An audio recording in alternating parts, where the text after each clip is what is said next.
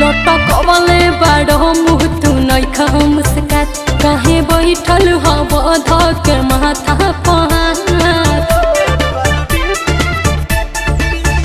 लटकवले बाड़ो मुँह तू नइखा मुस्कात काहे बैठल हब धक माथा पहात। अरे ऑनलाइन लो अब न करब गम में डूबल बानी धोखा खा के।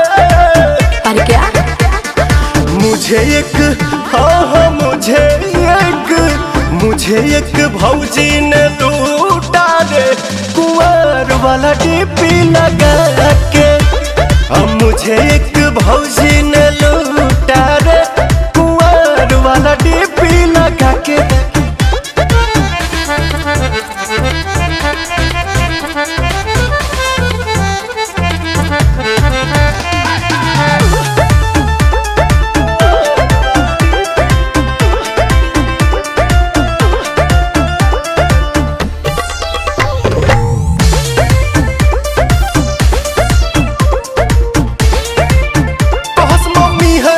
साथ न करस वीडियो कॉल पे बात तजात रॉली खिसिया फोनवा देत रॉली काट।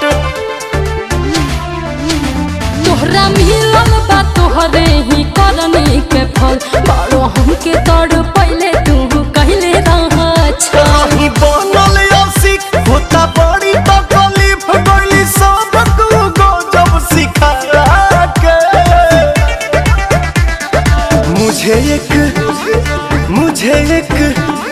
मुझे एक भौजी ने लूटा रे कुंवर वाला डीपी लगा के।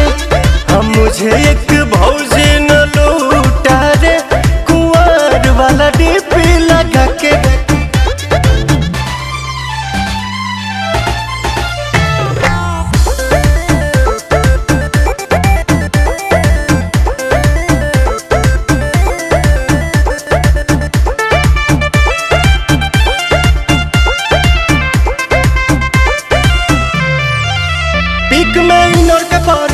बुराई कैसे करी तसैया वाला होके कैली धोखा धड़ी।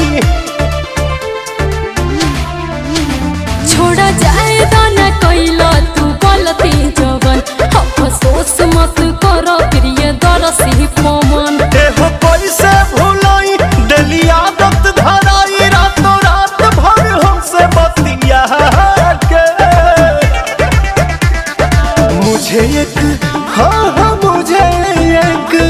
मुझे एक भौजी ने लूटा रे कुंवर वाला डीपी लगा के। मुझे एक भौजी ने लूटा रे कुंवर वाला डीपी लगा के।